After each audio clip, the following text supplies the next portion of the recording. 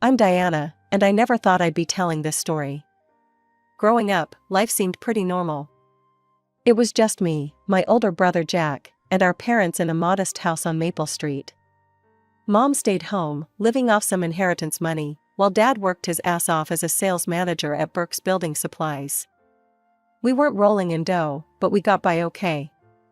Back then, Mom and Dad tried to treat us equally. At least that's what I thought. They saved up for both our college funds, pinching pennies where they could. When Jack graduated high school, our parents threw him a big bash.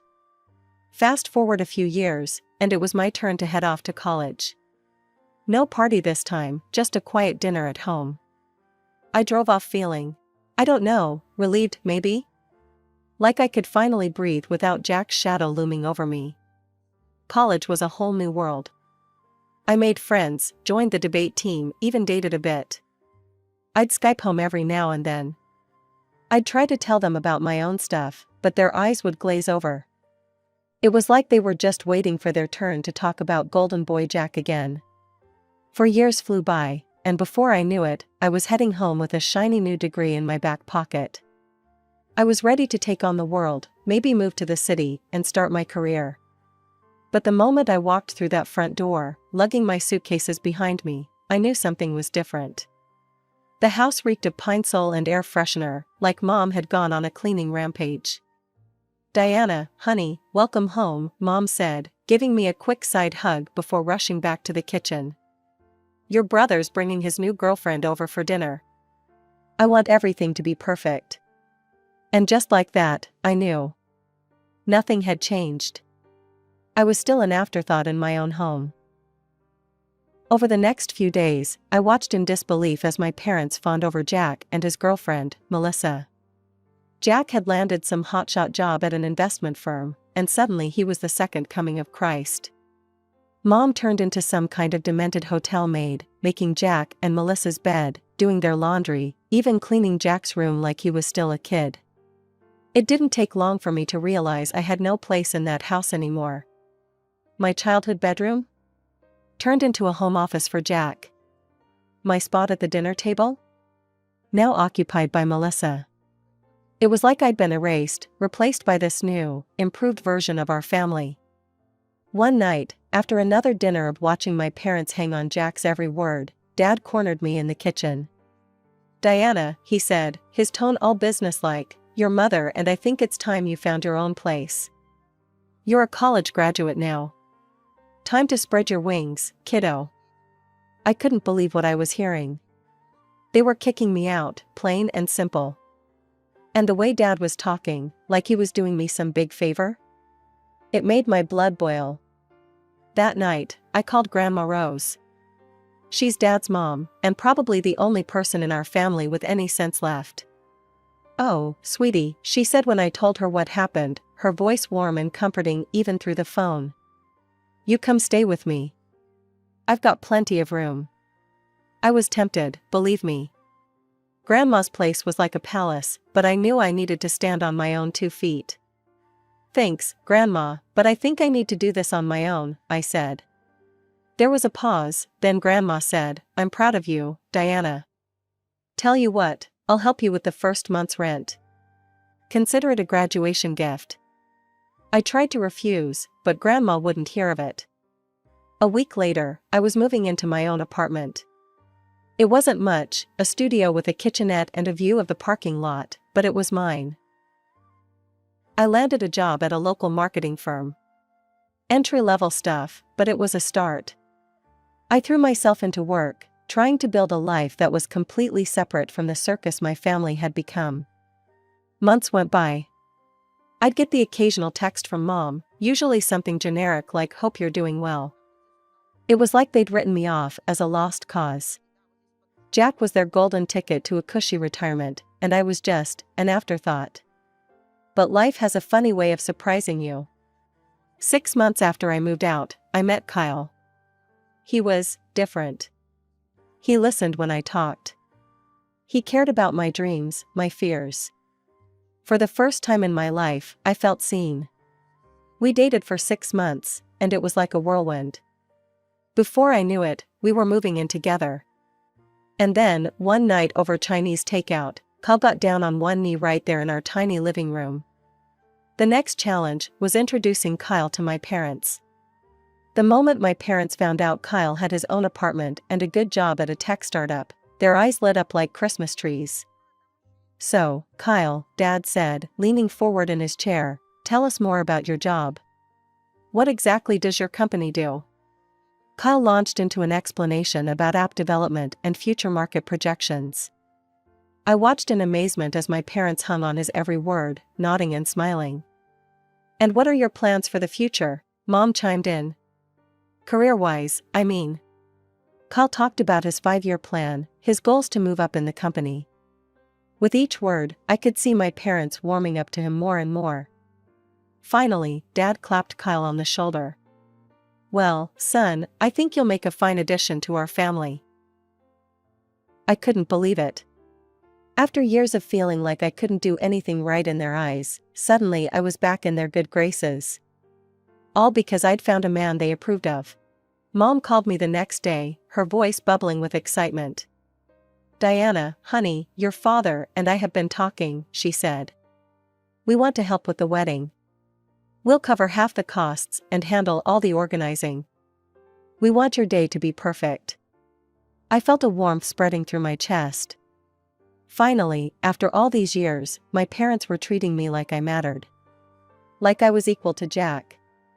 I should have known it was too good to be true. The next few months were a whirlwind of planning. Mom took charge, booking the fanciest restaurant in town for the reception. Dad handled the guest list, making sure to invite every distant relative and business associate he could think of. I threw myself into it all, picking out flowers, tasting cakes, and finally finding the perfect dress. It was a beautiful thing, all lace and satin that made me feel like a princess.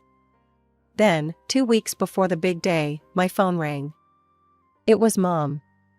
"Diana, honey," she said, her voice tight.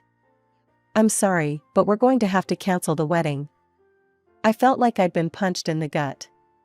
"What? Mom, what are you talking about?" "It's your brother," she said, her voice breaking. "He and Melissa had a huge fight. She left him. He's absolutely devastated." I gripped the phone tighter, trying to make sense of what I was hearing. "Okay, but what does that have to do with my wedding?" "Well, we can't very well have a big celebration when your brother is so depressed, can we? It wouldn't be right." I couldn't believe what I was hearing. "Mom, the wedding is in 2 weeks. Everything's booked. People have made travel plans. How can you just cancel it?" "Now, Diana," Dad's voice came on the line. "When did this become a conference call? Don't be selfish. Your brother needs us right now." "Selfish?" I repeated, my voice rising. "How am I being selfish? This is my wedding." "Oh, for heaven's sake," Dad snapped. "Stop being so dramatic. You can get married any time. Your brother needs us now." "But..." "That's final, Diana," Mom said, her voice cold. "You'll need to let your guests know." And then they hung up. They canceled my wedding and hung up on me. I stood there, phone in hand, trying to process what had just happened. How was I going to tell Kyle? His parents? All our friends who had booked flights and hotels? More than that, how could my parents do this to me? After all the promises, all the plans, they were throwing it all away because Jack got dumped. I sank to the floor, my back against the wall, and let out a sound that was half laugh, half sob. Just when I thought things were finally going my way, just when I thought my parents finally saw me as an equal to Jack, they pulled the rug out from under me. I don't know how long I sat on that floor, my mind reeling. But eventually, anger started to replace the shock. I grabbed my phone and dialed Jack's number. He picked up on the 3rd ring. "What?" He sounded irritated, like I'd interrupted something important. "Jack, what the hell is going on? Mom and Dad just canceled my wedding because of you. They said Melissa left you and you're devastated." "I messed up, okay?" His voice was flat, emotionless. "I cheated on her. she found out. I want Melissa back. That's all there is to it. I took a deep breath, trying to stay calm. Okay, but what about my wedding? Mom and Dad canceled everything because of you. There was a rustling sound, like he was shrugging. Not my problem, sis. Wasn't planning on coming anyway. I couldn't believe what I was hearing. So you don't care if I get married or not? Hey, do what you want. Just leave me out of it. And then he hung up. Just like that. I stared at my phone, feeling a mix of anger and disbelief. How could he be so callous? And how could my parents cancel my wedding over this? I dialed my parents' number, my hands shaking with anger. Mom picked up. Diana, we told you. I just talked to Jack, I cut her off. Did you know he cheated on Melissa? That's why she left. There was a pause. Now, Diana, Dad's voice came on the line. When did this become a habit? Your brother is going through a difficult time. We need to support him. Support him? I was practically yelling now. What about supporting me? It's my wedding. That's enough, Dad roared. The wedding is off. End of discussion. And once again, they hung up on me. I screamed in frustration, throwing my phone onto the couch. How could they do this? How could they be so blind?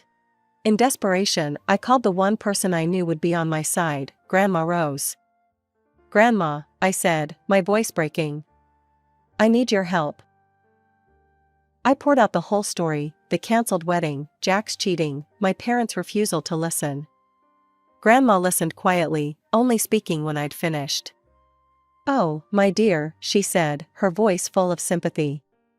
What a mess. Don't you worry, I'll talk some sense into them. I felt a glimmer of hope. If anyone could get through to my parents, it was Grandma Rose. But an hour later, my phone rang. It was Grandma, and she sounded defeated. I'm so sorry, sweetheart, she said. I tried, but they wouldn't budge. Your father said they've already canceled the restaurant and notified the guests. As I hung up, I felt despair. My parents had made their choice clear, Jack would always come first, no matter what. The next morning, I woke up to a knock on my door. I dragged myself out of bed, still feeling like I'd been hit by a truck. When I opened the door, there stood Grandma Rose, holding a tray of coffee and pastries. Thought you could use some breakfast, dear, she said, bustling past me into the apartment. As I sat across from her at my tiny kitchen table, clutching a mug of coffee like a lifeline, Grandma dropped another bombshell. I found out why your parents really canceled your wedding, she said, her voice tight with anger. I braced myself. Why? They'd bought Jack an expensive vacation package for two. And a brand new sports car. Grandma's lips were pressed into a thin line. Apparently, Jack's supposed to give Melissa the keys on the trip.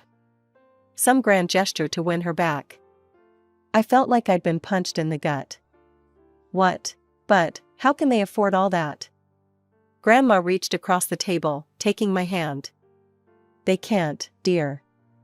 That's why they canceled your wedding. They're using that money to pay for Jack's apology gifts. I couldn't speak. Couldn't breathe. All this time, I'd thought maybe, just maybe, they had Jack's best interests at heart. But this was beyond the pale. They're paying for his wedding too, Grandma continued, her voice soft. If Melissa takes him back, that is. They simply don't have the money for two weddings. So they chose his, I said, my voice barely above a whisper. Grandma nodded, her eyes full of sympathy.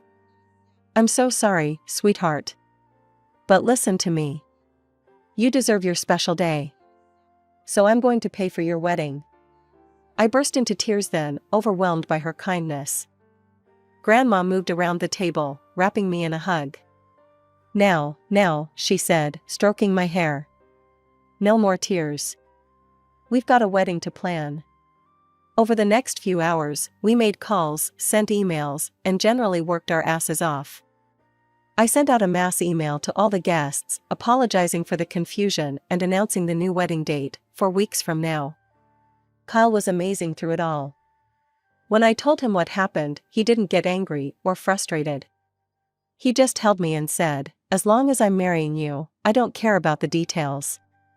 His parents were equally supportive. Kyle's mom even offered to help with the planning, saying, "We're family now, dear. We stick together." The next few weeks were a whirlwind. Grandma, Kyle, his parents, and I threw ourselves into wedding planning. We found a new venue, rebooked the caterer, and somehow managed to pull everything together. As the wedding day approached, I felt a mix of excitement and sadness. Excitement for my future with Kyle, sadness for the family I seemed to be leaving behind. My parents hadn't reached out once since canceling the original wedding. It was like I'd ceased to exist for them. Just when I thought things couldn't get any more twisted, my mom decided to kick it up a notch. My phone started blowing up with calls from her, but I wasn't in the mood to hear more bullshit, so I let them go to voicemail. Big mistake. "Diana," her voice crackled through the speaker, dripping with venom, "I know what you're doing with your grandmother. Stop it right now. You have no right to turn her against us." I deleted the message, rolling my eyes. But they kept coming. "Your father and I raised you better than this. How dare you manipulate an old woman for her money?" Delete. "If you don't stop this right now, you'll regret it. We're your parents, Diana. Remember that." Delete. Delete. Delete. A few days later, Kyle called me into the living room, his face pale. "Babe, you need to see this." He handed me his phone, open to Facebook. There, in all its glory, was a post from my mom. My jaw dropped as I read. "It breaks my heart to say this, but my daughter Diana has shown her true colors. She's manipulating her poor, confused grandmother for money. She doesn't care about family, only herself. How did we raise such a selfish child?" I couldn't believe my eyes. "Are you kidding me?" I muttered, scrolling through the comments. It got worse. My dad had chimed in, "Diana has always been jealous of her brother's success. Now she's trying to turn the family against us. Shameful." I felt sick. How could they do this? How could they lie about me like this? An hour later, I was at Grandma's house, watching in awe as she set up her iPad. "Your parents think I don't know how to use the internet," she chuckled. "Let's show them how wrong they are." We spent the next hour filming a video. Grandma spoke directly to the camera, her voice clear and strong. "I'm Rose Thompson, and I'm here to set the record straight. I'm of sound mind, and I'm disgusted by the lies my son and daughter-in-law are spreading about my granddaughter, Diana. She hasn't manipulated me or tried to turn me against anyone. She's a kind, loving young woman who deserves better than this treatment." She went on to detail everything, how my parents canceled my wedding for Jack's benefit, how they'd chosen him over me time and time again. By the end, I was in tears. "I love both my grandchildren," Grandma concluded, "but I won't stand by and watch one be mistreated. Shame on you, Robert and Linda. You should be ashamed of yourselves." We posted the video that night. Within hours, it had hundreds of comments and shares. The family was in an uproar. "Cousin Sarah, I knew Diana wouldn't do something like that." "Great Aunt Mildred, I always said Robert was too soft on that boy of his." "Uncle Jim, Rob, Linda, this is low. Real low. You need to make this right." But for every supportive comment, there was one defending my parents. The family was split down the middle, arguing back and forth in the comments section. As I sat there, watching the chaos unfold on my screen, I felt a mix of vindication and sadness. On one hand, the truth was finally out there. On the other, I was watching my family tear itself apart. The next day, my phone rang. It was Uncle Mike, Mom's brother. I hesitated before answering, bracing myself for more family drama. "Diana, it's Uncle Mike." His voice was warm, not at all what I expected. "I saw the video. I had no idea things were so bad." I felt a lump in my throat. Yeah, it's been pretty rough. There was a pause, then he said, listen, kiddo. I know I'm probably the last person you want to hear from right now, but I want you to know I'm on your side. And, well, if your dad's not coming to the wedding, I'd be honored to walk you down the aisle. If you want, that is. I couldn't hold back the tears. Uncle Mike, thank you. Yes, I'd love that. We talked for a while longer, catching up and making plans. When I hung up, I felt lighter than I had in weeks. Maybe, just maybe, things were looking up. As Kyle and I finalized the guest list, I stared at the names of my parents and Jack. With a deep breath, I crossed them out. Kyle's parents were amazingly supportive. When we told them about the guest list, Kyle's mom hugged me tight. Your family now, Diana. We've got your back. The big day arrived faster than I could have imagined. We'd scaled back our plans, opting for a smaller, more intimate ceremony. As I stood in the bridal suite, Grandma Rose helping me with my veil, I felt a sense of calm I hadn't expected. The ceremony was perfect. Uncle Mike beamed with pride as he walked me down the aisle. Kyle's face when he saw me. I'll never forget that look as long as I live. We said our vows, exchanged rings, and just like that, we were married. At the reception, surrounded by the people who truly cared about us, I felt happier than I had in months. We danced, laughed, and celebrated love, not just mine and Kyle's, but the love of a family that chooses to support each other. As the night was winding down, Grandma Rose clinked her glass, calling for everyone's attention. She stood, a bit shaky on her feet, but her voice was strong and clear. I have an announcement to make, she said, smiling at me. Diana, you've shown incredible strength and grace through all of this. You're the granddaughter I always dreamed of having. So, I want everyone here to know that I've decided to make Diana my sole heir. It's not much, but it's my way of showing her how proud I am. The room erupted in applause and cheers. I sat there, stunned, tears streaming down my face. Kyle squeezed my hand, grinning. I stood up, hugging Grandma tight. Thank you, I whispered, my voice choked with emotion. I love you so much. I love you too, dear, she said, patting my cheek. Now go on, enjoy your party. It's your day. As I looked around the room at all the smiling faces, Kyle, his parents, Uncle Mike, and all the friends and family who'd stood by me, I felt a sense of peace wash over me. This was my family now. Not perfect, maybe, but real and loving. The post-wedding bliss lasted about a week, before all hell broke loose. I was curled up on the couch with Kyle, flipping through our wedding photos, when my phone exploded with notifications. What the? I muttered, opening Facebook to find my wall plastered with angry posts from my parents. How dare you turn my own mother against me, Dad's post screamed. We'll contest this in court. Mom's was even worse, you manipulative little witch. You've stolen our inheritance. I felt sick to my stomach. Before I could do anything, my phone rang. It was Grandma Rose. Don't you worry about a thing, dear, she said before I could even say hello.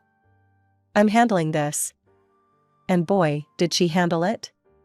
The next day, I got a call from Dad. He sounded defeated. Diana, he said, his voice rough. Your grandmother, she's threatening to take us to court. Says she's got evidence of harassment or something. Tell her not to do anything rash. I savored the moment for a second before responding. I think you should tell her that yourself, Dad. And while you're at it, maybe apologize for all the crap you've been putting me through. I hung up, feeling a weight lift off my shoulders. It was over. Finally, truly over. The next few months were like something out of a dream. Kyle and I settled into married life, figuring out our routines and quirks. We had dinner with Grandma Rose every Sunday, filling her in on our week and listening to her stories about her younger days. You know, she said one evening, a mischievous glint in her eye, I ever tell you about the time I snuck out to see Elvis in concert? Kyle and I exchanged glances, grinning. No, Grandma, I said, leaning in. Do tell. Life wasn't perfect, of course. There were arguments about whose turn it was to do the dishes, stressful days at work, all the normal stuff. But coming home to Kyle, knowing I had a family that truly loved and supported me, it made everything else seem manageable. We saw Uncle Mike and his family for holidays, slowly rebuilding those family connections. It was different, but in many ways, it was better. More genuine. As for my parents and Jack, well, karma has a way of catching up with people. Despite all the money they'd thrown at Jack's grand gesture, Melissa wasn't having it. Last I heard, she'd moved out of state, wanting nothing to do with him. Jack was still living at home, having lost his golden position at an investment company and jumping from job to job.